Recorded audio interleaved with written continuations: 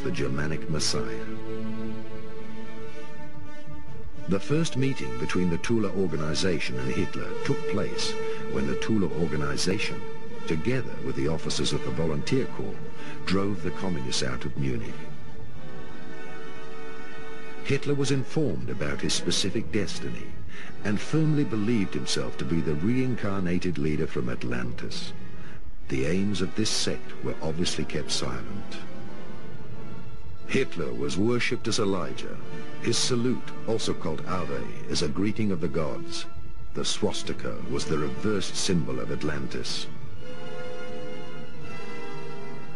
If the swastika is turned anti-clockwise, it means the resurrection of souls, the ascension into the golden age. Turning the swastika clockwise means the descent of souls into the dark ages. Germany Awake was written on every banner, the sentence supposedly an awakening call towards a new golden age. The Tula organization wanted to bring about, by force, the resurrection of Atlantis and the 1,000 years empire foretold by Christ. No wonder they used the sign of the descent into the Dark Age. Adolf Hitler was adored as a savior by 50 esoteric groups and brought to power. No one could imagine that he himself was one of the last masters of the Dark Brotherhood of Atlantis, who would lead it to the dark side of occultism. For the first time during the modern era, an esoteric sect came to power, with all its divisions and various branches. The sole objective of this sect, who practiced secret occultism and mass magic, and lived in its own reality, was to take power from another esoteric sect, which has held the world power in its hands until this very day, the Freemasons and the Illuminati. When the international Jewish financial structure is again successful in plunging the nations in Europe and outside into another world war, then this will not be a victory for the Jews, but the annihilation of the Jewish race in Europe. Surely it is no coincidence that both the Germanic and the Freemason lodges, which both believed themselves to be chosen by God to lead mankind, were in fact the misleading seducers rather than the chosen ones. And looking behind the scene, one will discover that both forces were in fact the ancient currents of the occult Atlantean War, reincarnating once more as opposing brotherhoods, accusing each other of practicing black magic.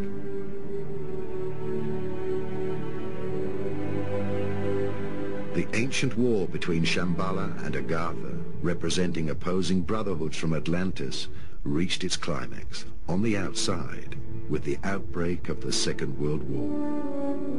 And once again, mysterious brotherhoods established all this in Munich through the Tula Society.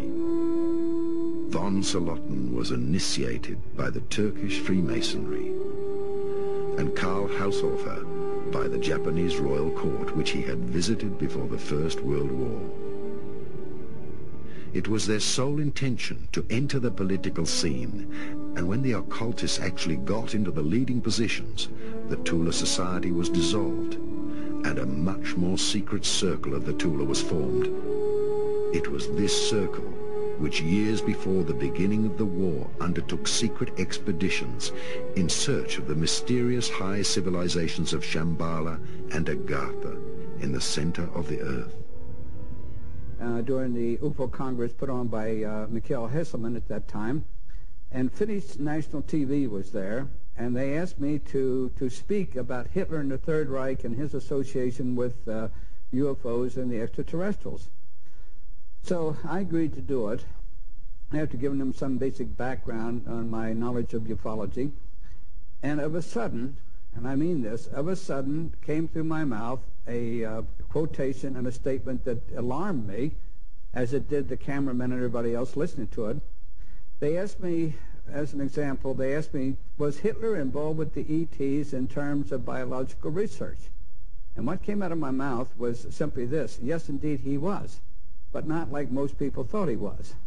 He indeed was involved with them, and I went on to tell them that Hitler had made a pact or an agreement with the extraterrestrials. The extraterrestrials first approached him, as they later did the United States, and they said, look, if you let us use your people as biological research entities, or EVs, we will give you the technology to win the war. Hitler says, that's fine, but I will not let you use the Aryan race. But I'll tell you what I will do. I'll let you use all my prisoners, and you can use them unlimitedly to be your biological research entities. Now that also points up and I think clarifies many of the enigmas and puzzles that surround, for instance, the disappearance of people from Buchwald and some of the other places that later became history. Those people actually went to the ETs to be used as their biological research entities. Even the Second World War may have been planned or masterminded by the Freemasons and Illuminati, and the opposition financed by their manipulation of capital. Or were the guardians of the world karma from Shambhala and Agartha, the leaders of both sides, the Illuminati and the Nazis, initiators of the karma of Atlantis? In any case, there was one mystery. After the final battle in Berlin, hundreds of Tibetan corpses were found very close to the Nazi headquarters. And there is another mystery. The flying saucer technology which points to an extraterrestrial high civilization. Should the Spear of Destiny, which is a symbol for the spiritual leadership role for mankind, be given to the German nation? Why did secret fleets of submarines retreat towards the South Pole and Argentina? They also carried Adolf Hitler, Eva Braun, and other secret members of the Tula Circle.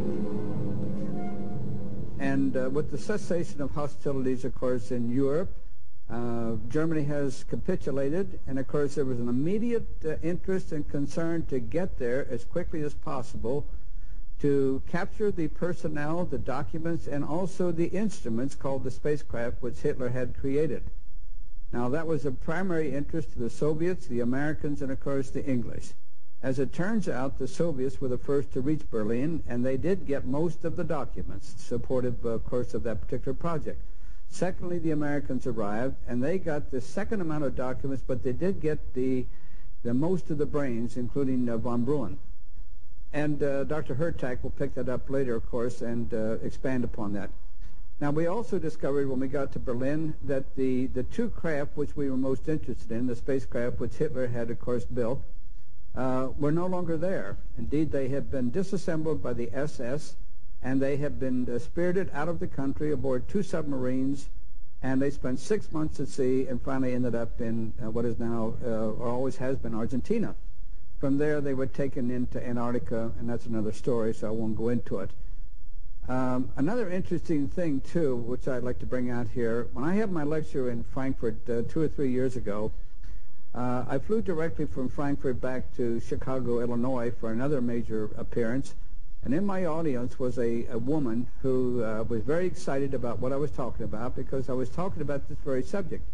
But I was also talking about Hitler, and I also said that I didn't think he died in the bunker. She couldn't wait to talk to me, and later on we had a private interview, and she told me that she was the daughter of the former secret head of Argentina. And I won't mention her name on TV, but nevertheless, I know that it was all substantiated. She said that when she was a little girl, about 10 or 12 years old, she and her father, who was the head of the Secret Service of Argentina, were dining in an outdoor cafe. And he said, you see that man sitting over there? And she said, yes. And he said, well, that's Hitler. You see the woman sitting next to him? That's Eva Braun, his wife. Hitler did not die in the bunker. So we have to assume then, as the spacecraft were being taken to Argentina, Hitler also went along with that and later set up his life in Argentina. Now, he died somewhere in the 80s after 1987 and fulfilled a prophecy as the great Lord of Darkness, of course, in accordance with the Mayan calendar. All witnesses were eliminated by Sebottendorf, of whom not even a photograph exists. Allegedly, he was assassinated in Turkey. Haushofer and his family allegedly committed suicide.